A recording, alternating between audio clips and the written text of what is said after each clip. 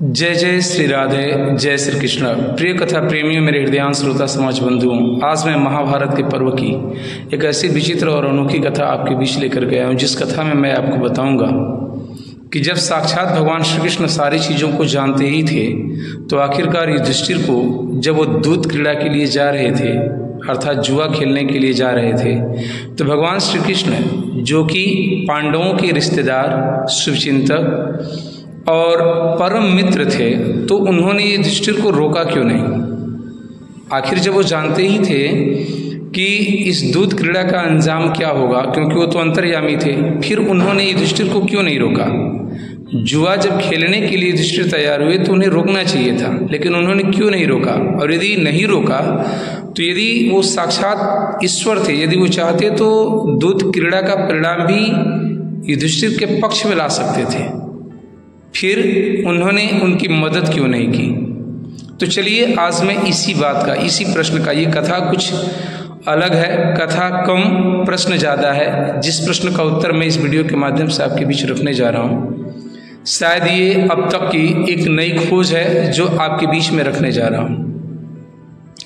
तो हुआ ये था कि महाभारत के युद्ध में आप सभी जानते हैं कि जब दुर्योधन ने दूत क्रीड़ा के लिए युधिष्ठिर को आमंत्रित किया, तो युधिष्ठिर जानते थे कि जुआ खेलना एक बुरी बात है। इस वजह से वो नहीं चाहते थे कि इस बारे में भगवान श्री कृष्ण को कोई जानकारी दी जाए, क्योंकि हो सकता है कि भगवान श्री कृष्ण इस चीज़ के पक्ष में ही न हो और वो दूत क्रीड़ा को खेलने से ही मना कर दें। इसलिए पांचों पांडवों ने और युधिष्ठिर ने भगवान श्री कृष्ण से इस बारे में कोई सलाह मशवरा नहीं लिया, उनको बताया तक नहीं। और जब दूत क्रीड़ा खेलने के लिए लोग हस्तिनापुर पहुंच गए, तो भगवान श्री कृष्ण जब वहां मिलने के लिए गए तो युधिष्ठिर ने स्वयं उन्हें रोक दिया था।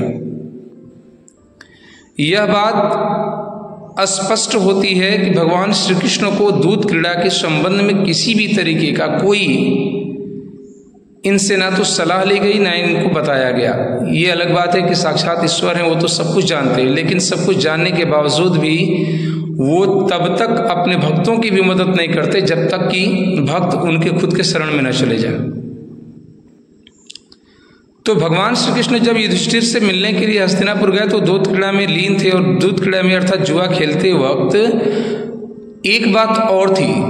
दुर्योधन भले ही दुर्बुद्धि था, लेकिन वो दिमाग का तेज था, क्योंकि जब उसे दूत क्रीड़ा खेलना नहीं आता था तो उसने शकुनी को अपने तरफ से खेलने के लिए आमंत्रित किया। ये काम चाहते तो युधिष्ठिर भी कर सकते थे। भगवान श्री कृष्ण को अपने तरफ से, जब उनको भी खेल का कोई ज्ञान नहीं था, तो फिर दूत क्रीड़ा खेलने के लिए अर्थात उस जुआ को खेलने के लिए स्वयं क्यों तैयार हो गए। इससे ये बात स्पष्ट होती है कि युधिष्ठिर को कहीं न कहीं अहंकार था, और सिर्फ युधिष्ठिर को नहीं, इसमें पांचों पांडवों को अपने दूत क्रीड़ा पर अहंकार था, जिसका उनको खामियाजा भुगतना पड़ा। यही वजह थी कि वो भगवान श्री कृष्ण को अपने स्थान पर खेलने के लिए नहीं कहे, जबकि दुर्योधन ने अपने तरफ से शकुनी को आमंत्रित किया कि शकुनी मेरे तरफ से, मामा शकुनी खेलेंगे।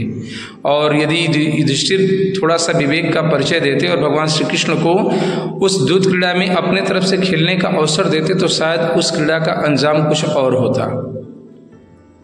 फिर ना तो दूत क्रीड़ा में पांडव हारते, और ना ही द्रौपदी को हारते, और ना ही द्रौपदी का चीरहरण होता, और ना ही महाभारत होता, और ना ही इतने वीर योद्धाओं की मृत्यु होती।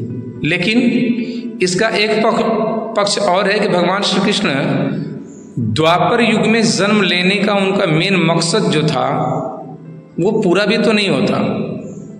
यदि पांडव नहीं हारते, द्रौपदी का चीरहरण नहीं होता, महाभारत का युद्ध नहीं होता, तो इन पाप कर्मियों को, अधर्मियों को मार करके भगवान श्री कृष्ण धर्म की फिर से स्थापना कैसे करते। ये बात भी थी, और इसमें पूरा का पूरा सहयोग दिए धर्मराज युधिष्ठिर। तभी तो उन्होंने अपने तरफ से भगवान श्री कृष्ण को जुआ खेलने के लिए आमंत्रित नहीं किया, और शकुनी से खेल बैठे, और उसमें परिणाम सब जानते हैं। युधिष्ठिर का हारना, द्रौपदी को हारना, द्रौपदी का चीरहरण, और चीरहरण के साथ साथ महाभारत के उस भयानक नरसंहार युद्ध का नींव रखा गया, जिसमें करोड़ों की संख्या में सैनिक मारे गए थे। इस महाभारत के युद्ध में एक बात और थी कि जब युधिष्ठिर और दुर्योधन दूत क्रीड़ा में सम्मिलित हो रहे थे, तो उस टाइम भगवान श्री कृष्ण जब हस्तिनापुर दुर्योधन से और युधिष्ठिर से मिलने के लिए गए थे, तो युधिष्ठिर ने खुद क्यों मना किया।